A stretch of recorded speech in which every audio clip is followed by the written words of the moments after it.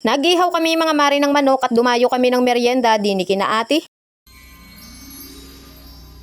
Magandang araw, another day, another mini vlogs. Maaga pa lang mga mare ay pumunta na kami ni Mister dito sa aming kubo. Ang plano talaga namin mga mare ay magsisipag kami ni Mister ngayong araw. Pero iba nga ang nangyari mga mare pagdating namin dito sa aming kubo. Pero bago ang lahat mga mare, si Mister nga pala kahapon ay nag-abuno ng mag-isa. Usually talaga mga mare ay tinutulungan ko si Mister dahil grabe napakasakit din naman nun sa likod kapag laging nang nakayuko. Kaya naman naiintindihan ko nga mga mare si Mister kung bakit wala siyang energy ngayon. At hinayaan ko na lang din na makapagpahinga ngayong araw. Habang nasa kubo nga kami mga mare ay nag-uusap nga kami kung ano nga ang magiging plano namin doon sa dati naming tanim na eggplant. Bali ito nga mga mare, yung aming bagong tanim na eggplant at talaga namang nauna pa nga lumago ang mga damo. Mukha lang walang tanim yan mga mare, hindi nga lang halata dahil grabe napakalagungan ng damo. At dini nga mga mare ay minekos-mekos ko nga lang itong minarinate ko kagabi na hita ng manok. Diba sabi ko nga mga mare ay pinag-uusapan na nga namin ni Mister kung ano nga magiging plano namin doon sa una naming tanim na eggplant. Sa sobrang baba na nga ng presyo ngayon mga mare ng eggplant ay talaga namang hindi na nga kayang i-maintenance. Although meron naman kami mga maring ibibili ng pang-maintenance kaso nga lang iniisip namin ni Mister na hindi na nga yun mababawi dahil sa sobrang baba nga ng presyo. At balita pa nga namin mga mare kanina ay talaga naman sumagad na nga sa 10 ang presyo. Iba-iba pa sana mga mare kung tataas nga dahil kahit gumastos nga kami ay sigurado kami ni Mister na may babalik do sa aming nagastos. Hindi rin naman biro mga mare ang presyo ng mga insecticide at mga foliar na aming inilalagay doon. Kaya naman hanggat maaari mga mare kung maglalabas nga kami ni Mister ulit doon ng pera ay yung sigurado kami na may babalik nga ulit. Kaya naman kung mapapansin nyo nga mga mare ay si Mister na lang at si Kuya Carlo ang nag-harvest. Noong maganda ang presyo mga mare at maganda pa rin ang bunga nitong aming tanim na eggplant ay nasa 5 tao ang aming upahan dito. Tapos nung mga nakaraang araw mga mare ay 2 magpipitas tapos ay isang maghihila papunta dito sa tabing kalsada. Pero ngayon sabi nga namin ni Mister ay si Kuya Carlo na lang muna dahil talaga namang magne-negative kami kung kami nga ay hindi magbabawas ng upahan. At isa pa mga mare kaya naman nagdadalawang isip din kami ni Mister na i-maintenance nga itong aming tanim na eggplant ay talaga namang napakatanda na rin nga nito. Nasa 8 buwan na rin naman namin ito mga maring napapakinabangan. Maganda pa rin naman mga mare ang talbos nitong aming tanim na eggplant kaya naman ay nangihinayang pa rin talaga ako na i-let go ito. Kaya naman sabi ko nga mga mare kay Mister ay hayaan na nga lang muna namin dito at huwag na nga lang munang tanggalin. At kung magtutuloy-tuloy nga mga mare ang mababang presyo ay tataniman na nga lang muna namin sa ilalim ng sitaw. Pero kung gaganda nga mga mare or tataas ang presyo sa mga susunod na araw ay tutuloy pa rin nga namin ang pag-maintenance dito. Anyway, dito nga mga mare ay pinakuluan ko na yung aking minarinate na hita ng manok kagabi. Kung saan ko nga iyan mga mare minarinate ay doon ko na rin nga iyan pinakuluan. Kung noong nakaraan nga mga mare ay pork barbecue ang aking niluto, ngayon naman ay chicken barbecue. At grabe mga mare, subukan nyo na nga rin ito dahil grabe sobrang sarap nga nito at talagang taob nga ang isang kalderong kanin. Huy, kapag pinakuluan muna kasi mga mare ay talaga namang nuot nga sa loob ng chicken yung lasa. At hindi nga siya tuyot mga mare at talagang nandun pa rin nga yung pagka-juicy niya. Bali 6 na peraso nga lang ito mga mare dahil sabi ko nga isusubukan ko lang muna. At nagkaroon na rin nga ako mga mare ng idea dahil sabi ko nga ay magluluto ako nito sa birthday ni Inay. Huy. Kung mapapansin nyo nga mga mare do sa akin likuran ay nag-aayos na nga si Mister ng aming kakainan. Pero nakakainis nga lang mga mare ay hindi ko nga na-i-play ang aking video. Tapos na kaming magbudol fight mga mare nung aking napansin na hindi pala naka-play. At pagkakain nga namin mga mare umuwi na rin kami kaagad dahil sabi ko nga ay wala ngang energy si Mister ngayong araw. At napadaan nga kami mga mare dito kay na Ate Jacqueline at sakto nga nagluluto sila ng champurado. Tapos nakialam na rin nga ako mga mare sa pagluluto. Huy. Naglalabas si ate mga mare ng mga oras na yan kaya naman talaga namang nakialam na nga ako sa pagluluto dahil pamangkin nga lang ni Mister ang nagluluto ay hindi nga marunong. At tingnan nyo naman sobrang excited nga ang batang ito kaya naman ayan at napaso nga siya. Sabay biro nga mga mare ni Mister na palamigin mo nga at hindi ka mauubusan. Paborito niya lang talaga mga mare ang champurado kaya naman ayan at talagang excited nga siya. At ayan mga mare talaga namang nakalimutan ko na naman nga na diet ako. O siya hanggang dito na lang mga mare, maraming salamat, stay safe, God bless, bye, bukas ulit.